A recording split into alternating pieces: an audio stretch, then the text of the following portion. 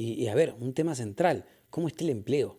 ¿Cómo viene la generación de empleo en un país como el Perú, que según el propio ministro de Economía y Finanzas, Kurt Burneo, va a crecer en el 2022 apenas 2,2%, ¿ah? Con todos los vientos favorables que venían del exterior y que ya se empezaron a acabar? ¿Cuánto empleo se puede generar creciendo apenas 2,2%?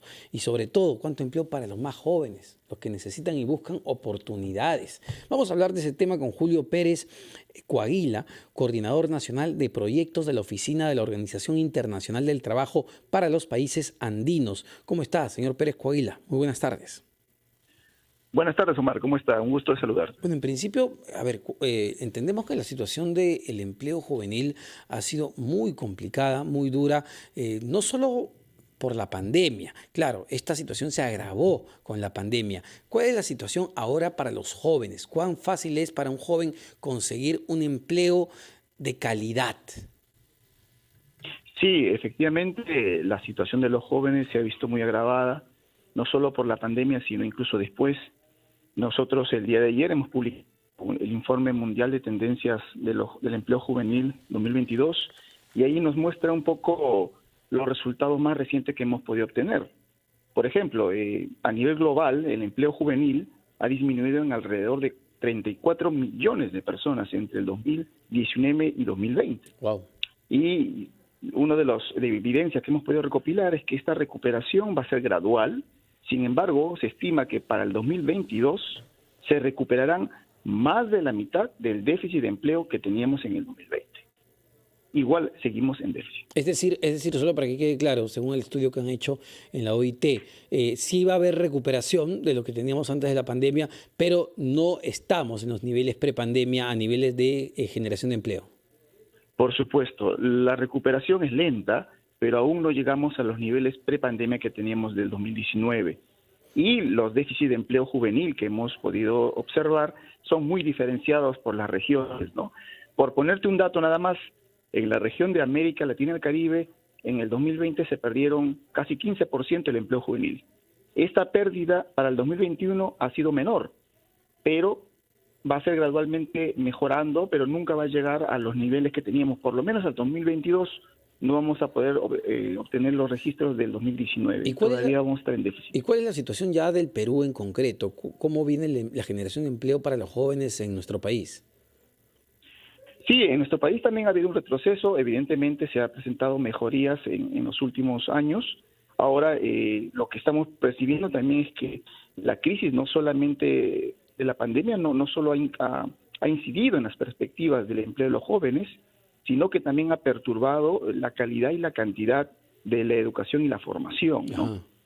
Eso es claramente reflejado en un incremento muy fuerte que ha habido en la tasa de los NINI, que son los jóvenes que no estudian, no trabajan ni tienen formación. A Entonces, ver, y eso creo que hay un gran reto. eso es bien importante, es decir, ¿cuántos ninis, cuántos jóvenes que no estudian ni trabajan había antes de la pandemia y cuántos jóvenes que no estudian ni trabajan hay en la actualidad para ver cómo se ha incrementado ese segmento de la población? Claro, por ejemplo, en prepandemia, en la región de América Latina y Caribe, la tasa de empleo NINI era alrededor del 21%. Para el año 2020, que fue el año más crítico de la pandemia, esta tasa se incrementó en casi 3 puntos porcentuales, es decir, pasó a una tasa de 24 en general, siendo las mujeres el grupo más vulnerable, ¿no? En las mujeres la tasa NINI es alrededor del 30, mientras que en hombres es alrededor del 18. Es muy superior la tasa de NINI.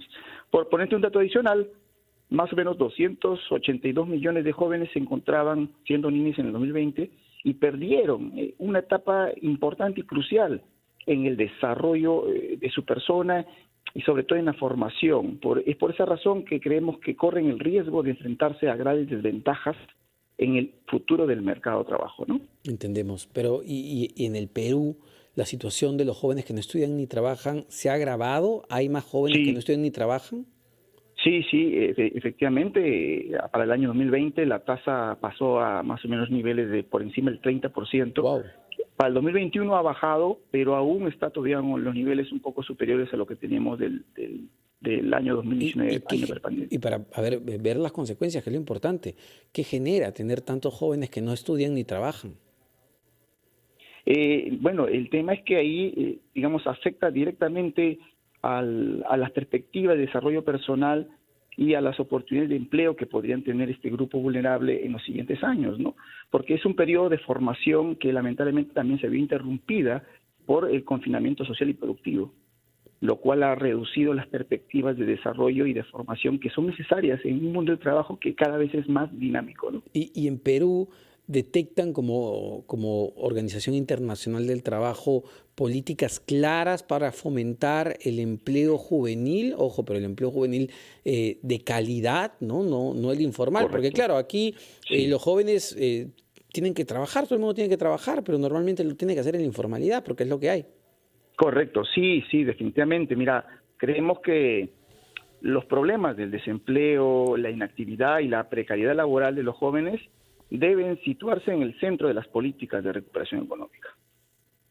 Segundo aspecto es que es necesario fomentar una transformación productiva y en sectores estratégicos, como se logra visualizar en el estudio, ¿no? Sectores estratégicos como, por ejemplo, los sectores verde, azul o digital. La digitalización ha sufrido grandes transformaciones en los últimos años. Y en el tema de cuidado también es importante fomentar el empleo en estos sectores para expandir las oportunidades de trabajo de los jóvenes, ¿no? Creemos que hay un foco importante de generación de empleo para los más jóvenes. Y sin duda alguna también, Omar, es importante promover la participación de los jóvenes en las políticas activas de empleo y las políticas de desarrollo de competencias, con el objetivo de no solo generar empleo o promover empleo, sino de proporcionar ingresos y prevenir al empleo informal para prepararlos en ocupaciones más decentes. ¿Pero algo de eso se está haciendo en el Perú? Bueno, ahí se está, digamos, dando el espacio necesario para poder desarrollar este tipo de estrategias. Bueno, esperemos que se desarrollen efectivamente, ¿no? Parece ser una preocupación central, lamentablemente, en este primer año de gobierno. Muchísimas gracias, señor Julio Pérez Coaguila, coordinador nacional de proyectos de la Oficina de la Organización Internacional del Trabajo para los Países Andinos, sobre un tema realmente importante y central: la generación de empleo, el trabajo en nuestro país. Lamentablemente, y este es un dato concreto de la última encuesta del Banco Central de Reserva, las expectativas de contratación de las empresas, ¿no? Las empresas tienen expectativas de contratar más trabajadores en los próximos meses. No, ese es lo lamentable. No, el pesimismo llega a ese nivel. Empresas que no invierten, empresas que no contratan, entonces empleo que no se genera. 12:45, vamos rápidamente a escuchar a nuestros anunciantes. Venimos con más.